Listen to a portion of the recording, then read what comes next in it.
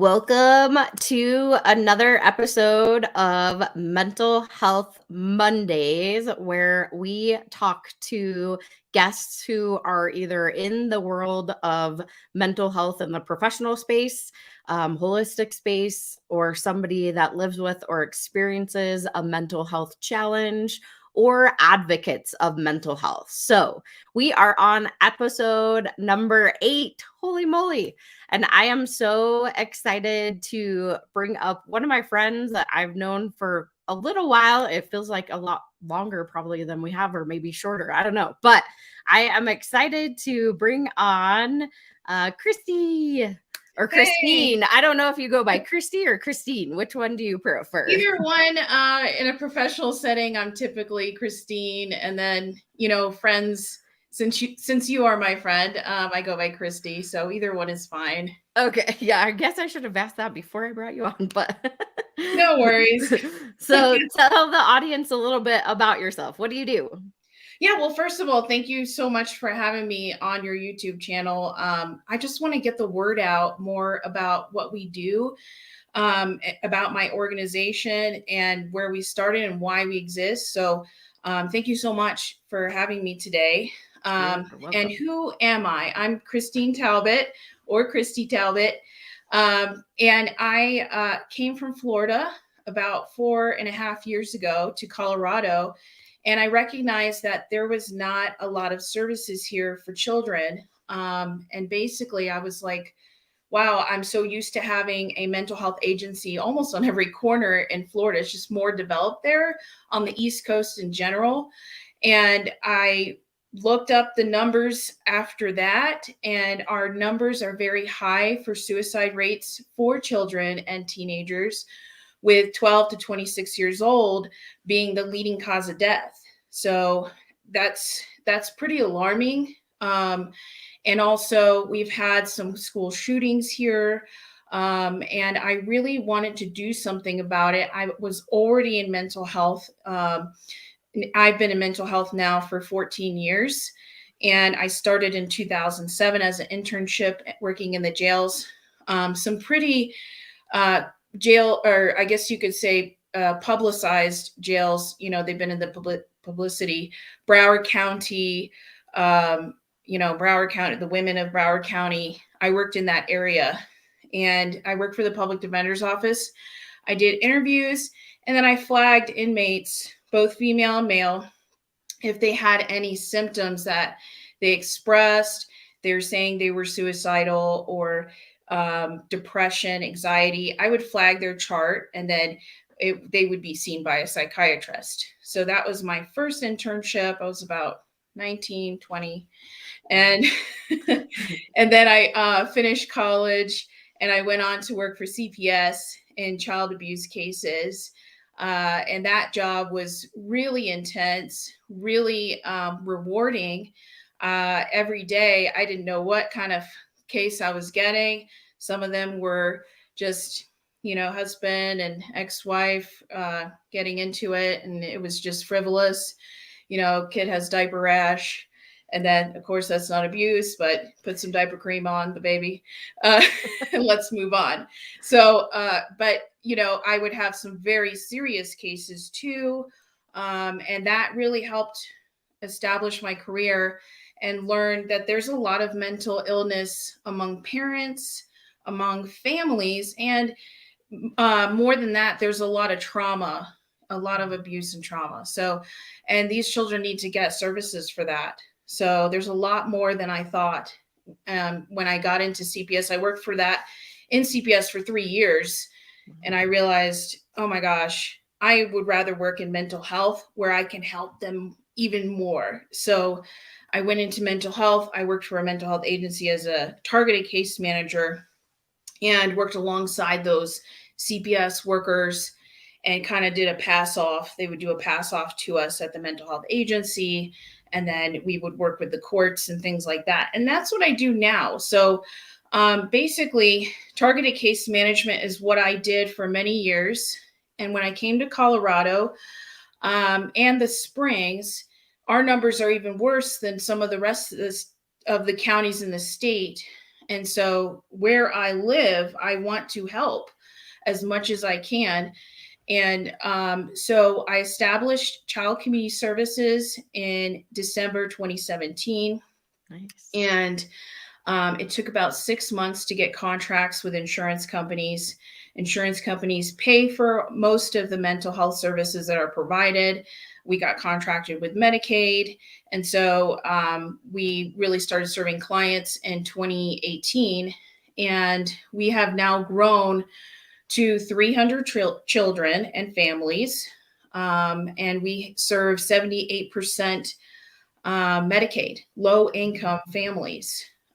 So the services that we provide are mental health counseling, and this is specifically for children where the child is our client. And then if the parents want to need services, the therapist will identify that, but with the child being at the center of the services. And then we serve siblings, even if they're 19, 20, older sibling, anybody in the home, we'll serve the entire family, grandparents, foster families. We do also some counseling because it's very difficult for children to first get into a foster home. And there's a lot of stabilization that they need and services and counseling. So we work with foster parents quite a bit from DHS. We have a contract with Department of Human Services, and we provide service. They send us clients at least 7 a week, and we definitely, among other referrals we get, but that's probably our biggest referral source is DHS and that contract that we have. And I established that contract actually in mid 2020. So we haven't had it that long, but it's been going very well. We're helping the exact population that I used to work with, the abused children, the kids with trauma and that they need help, kids in foster care. So among mental health counseling, we also offer targeted case management. We offer life skills, and we offer groups, support groups. We offer in those groups every single Thursday, we have groups for children and teens. Well, it's actually the age is 9 to 12 years old. So and you can go on our website and you can see when those meet, but we have a therapist available, and we really want to get more referrals for that. We haven't had a lot of attendance lately. And that is something so that they don't have to wait. They can do that while they're waiting. We do have a waiting list. So for counseling, it's anywhere between 4 to 6 weeks. Sometimes it's 8 weeks. So I do have a waiting list for services because we can't hire fast enough. I'm just growing, and we have a lot of people call us because we're very specialized. All of our therapists have gone to play therapy training, and that's something specifically that people ask for. And all of our therapists have at least 1 to 2 years, if not more, of working with children and families and the Medicaid population. They all have that type of background, and they've gone to school and they have that education. So, and they all are provisionally licensed. So they all have a master's degree. And then above that, they are also registered and licensed with DORA. So everyone is licensed, and at least the provisional license, and then they're supervised by a fully licensed clinician. All of them are supervised by that and their specialty. So we have licensed professional counselors, which are LPCCs. We have marriage and family therapists. We have, what else we got? LSWs, licensed social workers. So those are the 3 that we have. On occasion, we have like a non-licensed clinician, but they also have like all this training and certificates as well. So everyone is really certified. That's what sets us apart from the other competitor in town. There's another, I don't call him a competitor because I actually know the CEO, we talk, but the other clinic similar to us is Kids Crossing in Colorado Springs, and they have interns. That's how they run the clinic. Which is a wonderful thing because they are a teaching clinic basically. So, and then they serve children and also kids in the foster system. So we have, in addition to those 4 departments that I was talking about, we also have equine assisted therapy, which is an amazing service. Yeah. We work with horses. We have a contract with Stable Strides, and they provide basically the horses in the stables, and the kids can go out and on Saturdays. We have it every Saturday, and they can go out and do counseling alongside a horse, which is amazing. And we have it 100% covered by insurance, so they don't have to pay anything. Wow. So it's an amazing service. That's the other one that I don't have a waiting list for, which is nuts to me, because how could you not want to send your kid to go spend time with horses and learn how to communicate and learn social skills alongside? It's an amazing thing. So they don't ride the horses. That's something people are like, oh, my kid's going to ride horses. No, they're not going to do that, because this is therapeutic. This is geared towards more focusing on, emotional and talk and communication therapy in a group with other kids. And so for safety reasons, they don't allow any riding. And of course, that's something that you could do privately with the stables. They do have that on a private level. But, and obviously you would need, the kids would need training for that. But this group is meant for therapy. So therapy group, a support group for kids. It's a way for them to get out of the house, have something to do. It's an amazing thing. So the only reason we've kind of had low attendance lately, I think, is what I'm hearing is the weather. Yeah. It's just too cold. So it's outside. So I understand. So we may become seasonal, where we only offer the group from, let's say, March to October, and that's it. Because I've had such low attendance, I actually had to cancel last month's groups. We only had 1 attendee, and we've been doing this since 2018. So this year, and kids need this more than ever with COVID, to be around animals like this and be able to walk them, groom them, learn about them. This is a good time. And so that's one of the things I want to get the word out. So, awareness, so yeah, we have the equine services, and then we also have another agency. So I'm going to talk about that, unless you have a question about this. No, I just think it's really cool. I mean, I met you when you were first kind of starting getting all this started, right?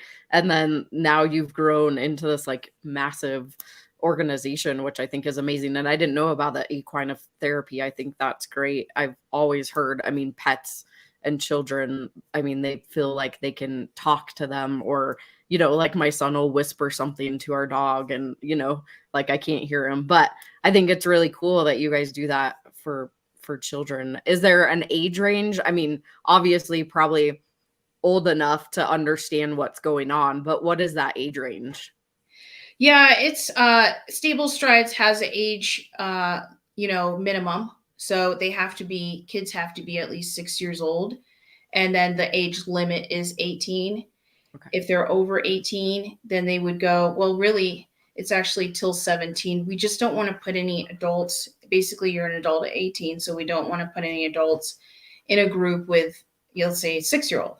That's the youngest that they can be. So they do separate them into separate groups, teens and then younger kids, if we have enough. So we have up to 8 kids that attend this group. But when we have 2 kids going, that's not possible. They'll be together. So yeah, but it's 100% covered by insurance. If they have commercial insurance, we take Medicaid, we take all major insurance, including TRICARE and BCBS, Cigna, all those insurances on our website. We have that information, but it covers this equine group because it is led by one of our licensed therapists. So therefore it's covered. It's 100% therapeutic. So they're doing a group therapeutic session. So yeah, it's an amazing thing. And that's what I want to get the word out about is, we got to get more kids to attend this. It's really beneficial to them. So. And I do know, so you guys go to homes. It's not like they have to come to you. So I think that's a good thing to point out too. Yep. Yeah, we definitely go to homes. In the home, we serve the clients where they are. So that's why we're very popular with DHS, because we can go in the homes, and when they have foster families, foster parents with 5 kids in the house, they don't have time to be driving. They may have a job too. They don't have time to be driving these kids everywhere, all over town, to this therapy session because DHS picked this person, this therapist, or that one, and this one's court ordered, and so that's another thing. Judges may court order. Quite often, we have court ordered therapy that we have to provide. The judges love our services because we go in the homes. That's one of the things we tell the judge. Hey, we go in the homes, so it's not going to be an inconvenience among these other classes they have to do. They have to do all these parenting classes, evaluation, drug tests. It's a lot of stuff on a parent once they get into the dependency system and they're in the court system. It's a lot of stuff. And so we want to minimize the added stress, the added service. And so that's why we go in the home. That's our core thing. That's like what we are founded on, is going in the home. So thank you for mentioning that. Yeah, I was like, wait, the most important part. That is the most important. Yeah, I know. Come to them.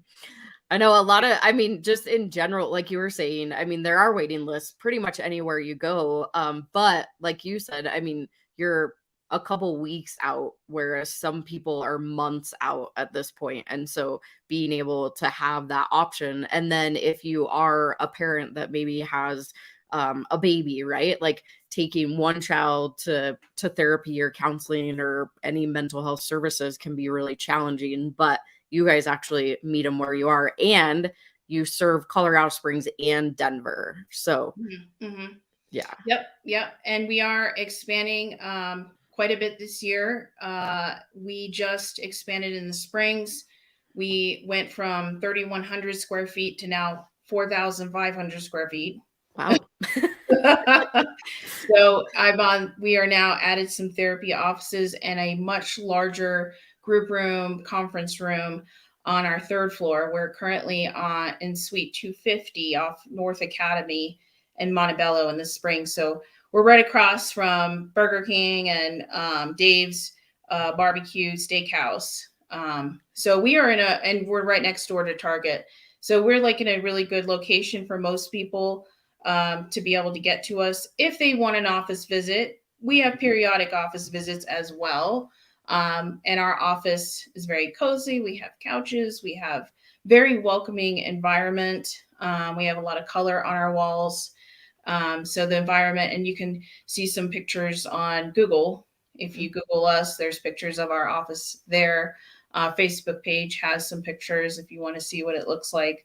And actually we take walk-ins, so anybody can walk in and see. And then if they need an intake right away, I have a therapist that's primarily in the office every day except for Friday. And if she's not, we do recommend somebody call before they come and walk in, but they can come the same day. So anybody can come in the same day.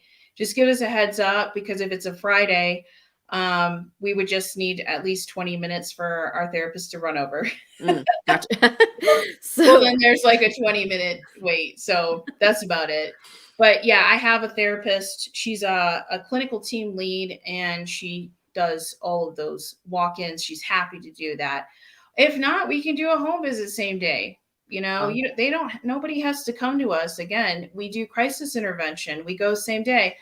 We've had it where somebody was like, I just need to talk to somebody. I don't want to do an intake right now. I just need to talk to somebody. We did that last week a couple times. People just called our front desk and they're like, I just want to talk to a therapist really quick. I have a lot of stuff going on. It was a parent going through a divorce. And so absolutely, we'll take that call and we will try to help you, analyze what you need to analyze or strategize to figure out what you need to do. So this parent was just, just kind of in crisis. So, and didn't know what to do about their child and their, I don't want to give too many details, but anyway.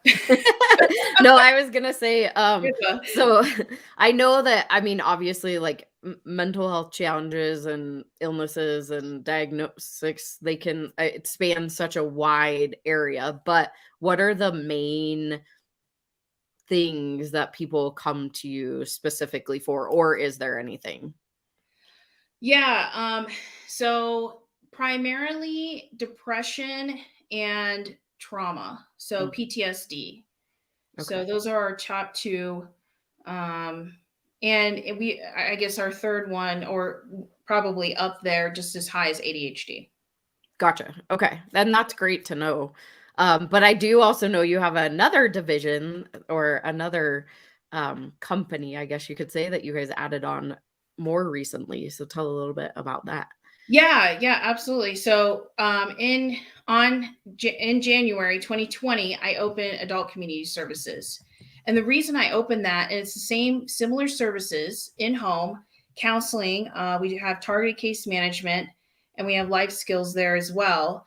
And then we also have equine. We have support groups. So that we don't have any support groups specifically in the office like we do at CCS. We have Thursday where basically 11:30 to 5 we have several support groups for parents and children.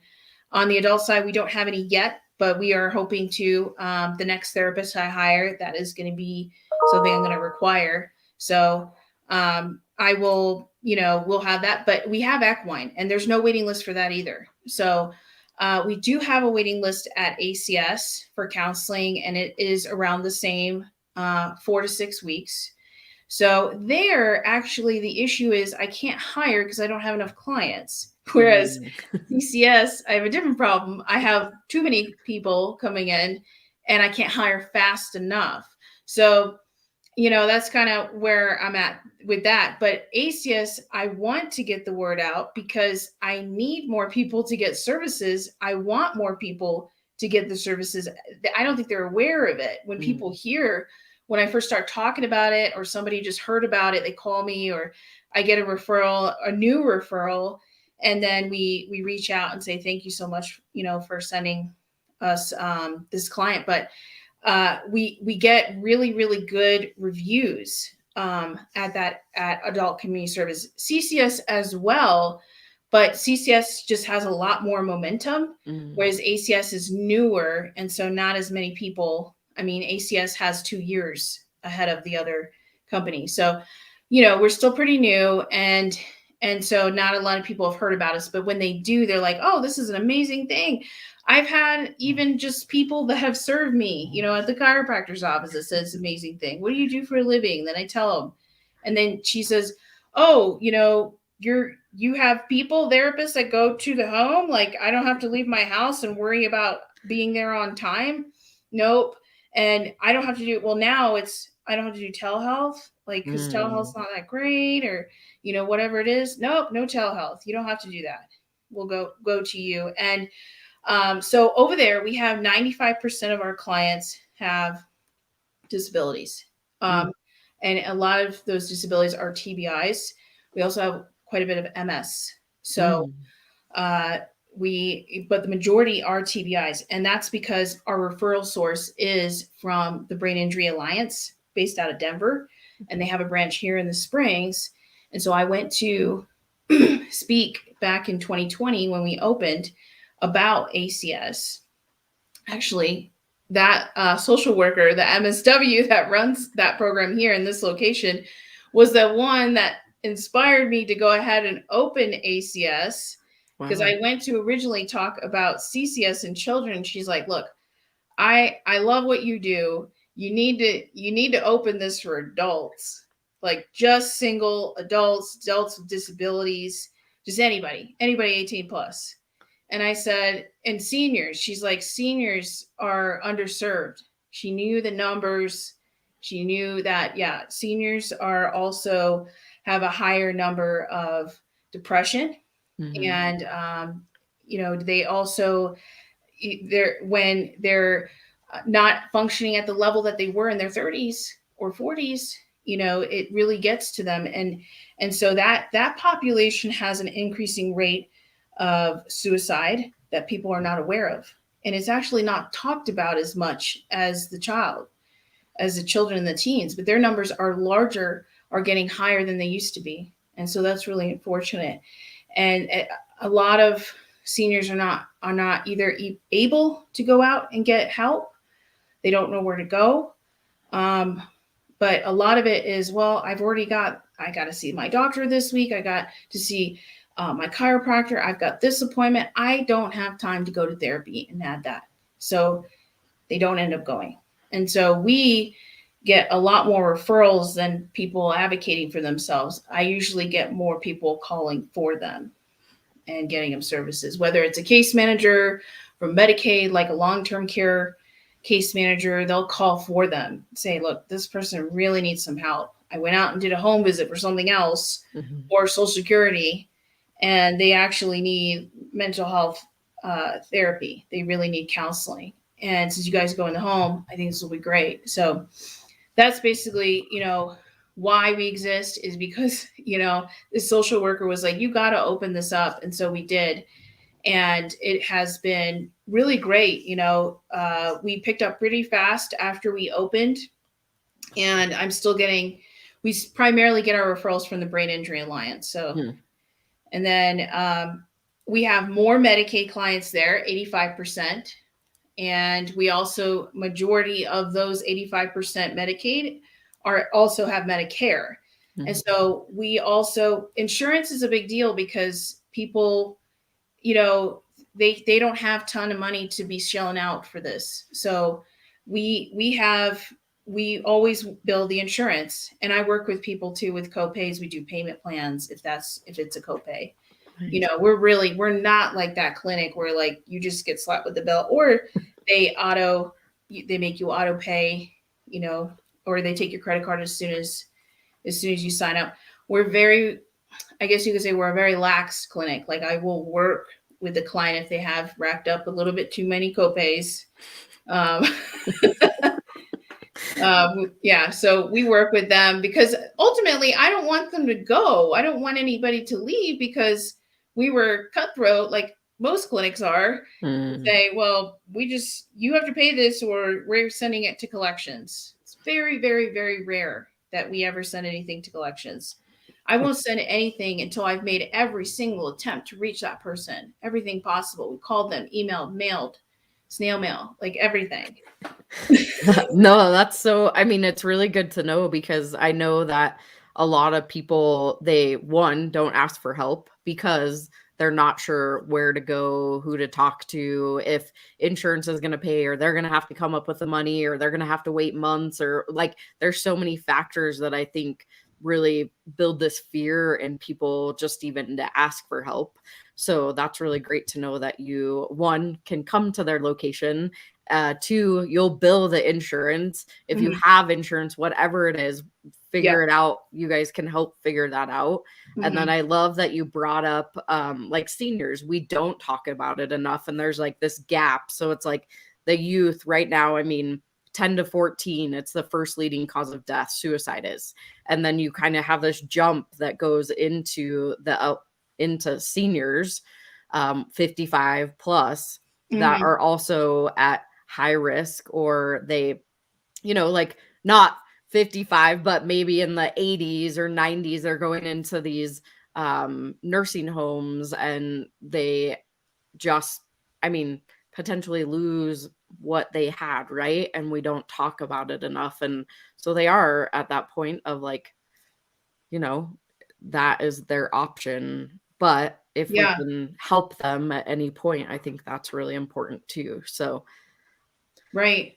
Absolutely. And actually, I have a very personal story about that in regards to those numbers and seniors not being looked at.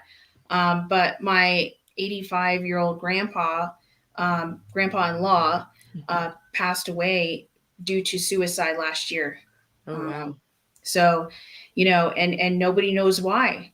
That's the biggest question that is left for people is why did they do this? Why did they leave all these grandchildren? We're talking like a lot of great 20 something grandchildren and all these, all these people. So, and he had a big funeral. A lot of people loved him. So he was very, very involved in the community, a lot of community things. So in a small town, he lived in a small town in Charleston, Illinois. But my wife was really distraught by all of that. And it was shocking. It was shocking to everybody. So he's 85. And, that's that age. It's the elderly age, the seniors, 65 plus, that are most at risk. And men are at higher risk than women in that age group. So yeah, everybody's left thinking, why? What happened? Were they not happy? We didn't know that. And so there's a couple things that happen, both, on a physical level, what our aging bodies. So the changes there, not able to do all the things, may not be able to mow the lawn anymore, may not be able to get work on things that you wanted to work on with your hands and handy stuff. So those things are what they, seniors typically reflect back at what they can't do anymore. And then, so just a lack of control over their own body and life is what they feel. And then the other reasons can also be some brain function differences. So basically, if they are having some dementia or Alzheimer's, some of those symptoms have quite a lot of, could have suicidal symptoms, and suicidal thoughts can be associated with those. So I did do a lot of research after that happened. I had been doing research when I opened ACS as well, just to kind of look at what, just to get myself more informed about the population we're serving. So I always try to really learn about who are we serving and who do we really need to focus on. And so the fact that we go in the home for seniors should make it easier. But also there's also stigma with seniors and getting services, because back in the day, you go get services. They did shocks back then. There was stuff that was wild back in the early 1900s, mid 1950s. They were still, they didn't stop shock treatment until like 1975. So that was going on all the way through the 70s. So not that long ago. And a lot of grandparents were living around that time. So they're like, oh, no, I'm fine. And that's how they handle things. No, I'm fine. I'm not crazy. They use those words. So yeah, they don't want to go into the straitjackets. That's probably in their mind. They're like, I'm going to go into this facility and they're going to put me in a straitjacket. So, yeah. And grandpas and elderly men are, I'm strong. They look at it as a sign of weakness. And that's men in general. Men in our fathers, men 50 and above, also look at it as a sign of weakness if you're going to get services for depression. Now, my dad has bipolar disorder. He has to have medication. He gets treatment, but he definitely has that attitude more so about medical stuff. Oh, he even had cancer and he's like, whatever. Oh my gosh. And he finally got treatment and he got it taken care of. He had thyroid cancer. But he wasn't telling anybody. That's what I'm talking about.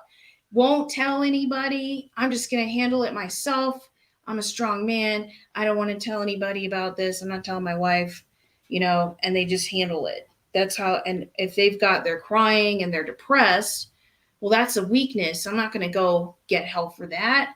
I'm going to take care of this myself. So that's a very male attitude. And that's actually something else I've researched about why men don't get as much help.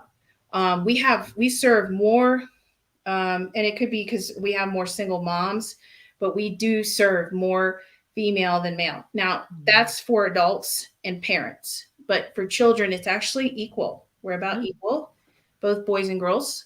Cool. So, but for adults, that's because the mom is bringing the boy in. So later on, he may have that tough attitude, like, nope, I'm tough, I'm not going to go in. And hopefully not, because he's starting. That's why we try to get kids services now. They understand that there's no stigma here. You can get services, boy or girl, it doesn't matter. We all have emotions. We all need help at one point or another in our life. I think everybody should be able to get counseling and should have access to it. So yeah, no, I think that's a great point too. Yes, it's good to hear that more males, whether they be younger or older, are potentially getting services at this point. I know that, last year when we did the film festival, we had more entries for men's mental health. Like the storylines were more towards men's mental health. And I was like, wow, this is really interesting to me to have a different perspective. Because like you said, it is more where maybe females were a little bit more in tune with our feelings, and then we're like, okay, well, my child or my son is not doing well, I'm going to take him in. Whereas when you potentially on the father figure or whomever that might be, they're like, suck it up, get over it, right? Like the words that I hate. yeah, Like, don't tell your kid to suck it up and get over it. Yes, we do in society. Unfortunately, we have to have tough skin. I think that's across the board, whether male or female. But mm-hmm. also, we should also have the space to be able to open and be honest with our feelings, whether you are male or female or whatever gender you are, right? Like, you should still be able to express your feelings in whatever way you want to, however you identify. And so I think it's important to know that there are services for children, there's services for adults, there's services for seniors. Mm-hmm. You guys can come into their home if they don't feel comfortable you coming to their home. They can come to you if they're in Colorado Springs or they're in the Denver area. Mm-hmm. I know that Denver is one of those places that you really are truly trying to grow a Mm-hmm. lot more. It's a huge population. I know Colorado Springs is too, but I think just your services overall across the board are highly needed. And it's so important that you're only weeks out versus months to like years, right? There Yeah, are some facilities that are years out, like, and that just blows my mind. So yeah, there are. It's because there's not enough providers. I was looking at numbers, and it was 60% of Coloradans were not able to get services last year. wow. So, and then what's worse is we've had a lot of Medicaid providers drop out. A lot of our smaller clinics, because the Medicaid here is challenging. They make it very challenging. So I have no problems in Denver. That's why another reason I can grow faster there. I don't have as many challenges with Medicaid as I do here. So payment is a bit of a struggle here. We get paid, and we get paid regularly, but then also there's also times where they say a client was inpatient and then you did services. Well, yes, we did a session and then the client was suicidal. So they had to go into inpatient. And so, and my therapist, did that, initiated that, and made sure. And we also try to do the least, especially when we're handling children and we're working with them, we do the least traumatic way of having a client go to inpatient. No cops. We really try to avoid cops because we have a licensed clinician here. What do we need a cop for? Unless they are absolutely violent and throwing things, then of course, yes, our therapists do not restrain. So none of our staff restrains. So if it's to the point where it's like that, but we do try to calm the child down. And then we have mom transport them.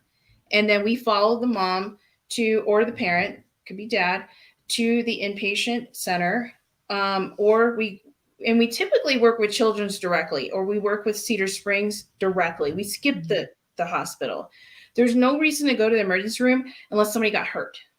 Yeah. So somebody's hurt. Okay, fine. Yeah. They have, they banged their head so much or whatever against the wall. okay, let's go to the ER first, because they don't do those, maybe they could have a concussion or something like that.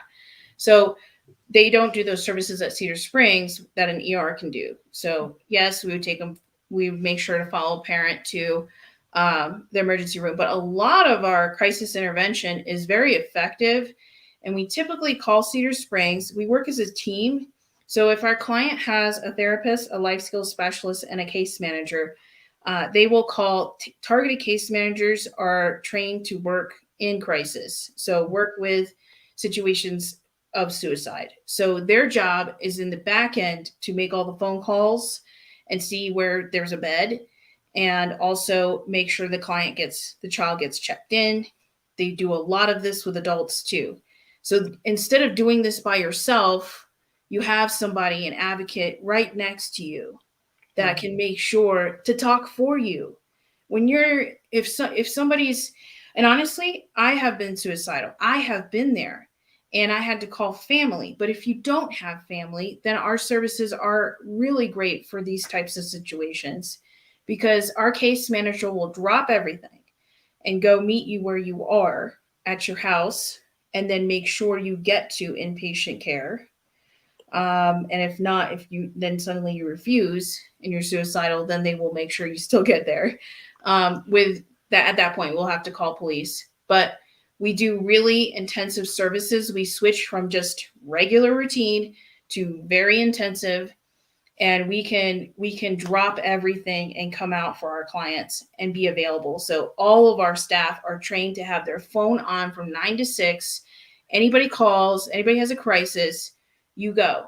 You stop your routine regular session or whatever you're doing, and you go help that client. So we are there for our clients. We are very personalized.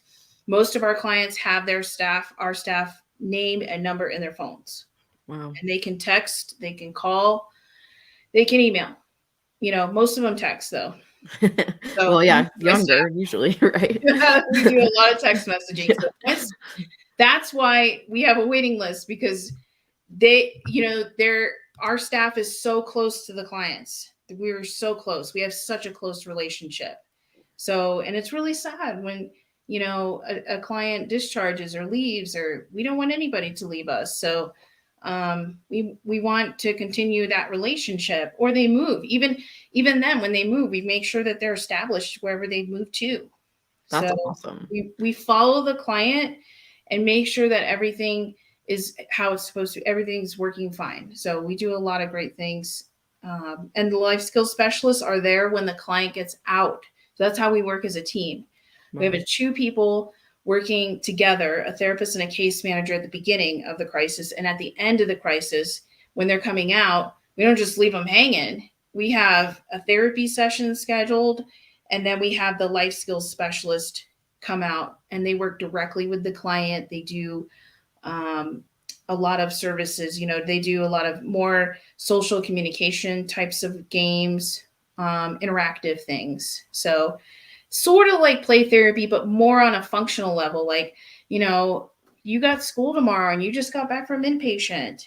So let's get you in a routine. What time are you getting up tomorrow? What are you going to do to prepare for tomorrow's school day? So that's what the life skills specialist is going to work on, is getting them back in a routine at home after they've been inpatient for, let's say, 3 to 7 days. Mm-hmm. So their routine is all messed up. The time they eat, the time they get up, it's all over the place. So that's what that life skills specialist comes out to do, is get them on a schedule, tell them how to prepare, talk to the parents, and then get them back into that going to school and doing homework and being at home.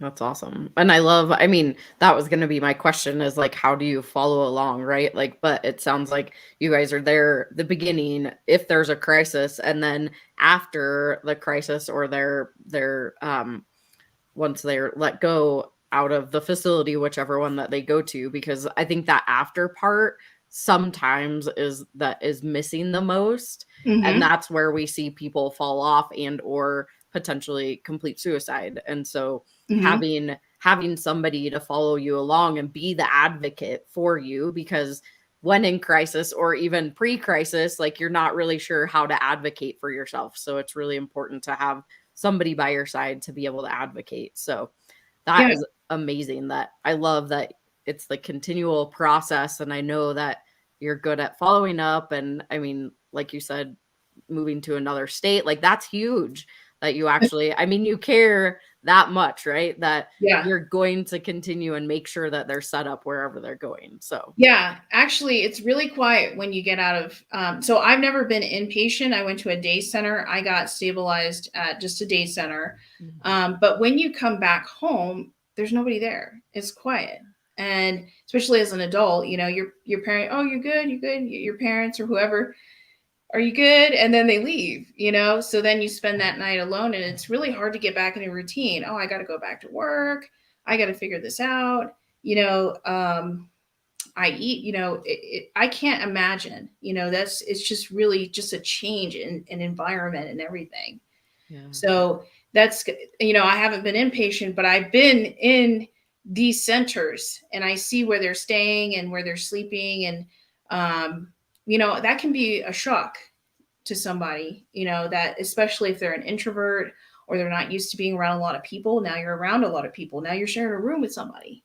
Yeah. So it's a lot of things, a lot of change all at once, and it's in your face. And I'm not sure how, you know, so we try to do as much as we can to prevent them, because I don't think inpatient is as effective it's definitely not meant to be long-term. It's meant for short-term crisis. That's all it is. Yeah. And residential is also, you can't be there forever. So that's not going to work forever. So outpatient is something that we can help you with and be a guide to your journey and your, you know, these challenges that we all face, really, really difficult challenges. Middle school kids deal with a lot of challenges, bullying and everything, cyberbullying, all of that. And so let us be there for you every week. And we do most of our staff go out every week. So it's pretty intensive. And so we check on you and see how you're doing. And that way nobody has to go to inpatient. That's the whole purpose of our service too. That's awesome. And I know, I mean, you guys can't work 24/7. So what do you, I mean, you said your hours are usually, is it weekdays, weekends? Like what are your hours that you're available? So we're open Monday through Friday, our offices, and this is all of our staff, Monday through Friday, 9 to 6 p.m. On occasion, we have staff that stay till 7, depending on when the session started. So if we started at 5:30, some staff start, I have a couple therapists that start a session at 6, because that's the only time the parent has by the time they pick up all their kids and they get off of work. That's the time they can meet at the office. So, or they can have the home visit. So we have quite a bit that start at 6 and they usually end around 7:30. And then we are open on Saturday only for equine group. Every Saturday, 10:30.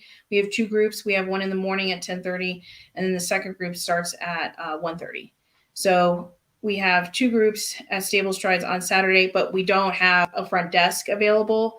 Phone calls go directly to that therapist. It's on the website for that, for registration. And basically, it's very easy to sign up for that. They do have to do an intake with us. We do have to have a diagnosis to bill insurance. If they're private pay, we don't do anything. They just fill out the packet. But most people want to bill their insurance. So they just go ahead and you know, go ahead and do that intake with us. If there's not a lot going on, we do diagnose a simple diagnosis of adjustment disorder. And it's so that they don't have anything else that's going to follow them. Adjustment disorder is not something that you typically would prescribe medications for.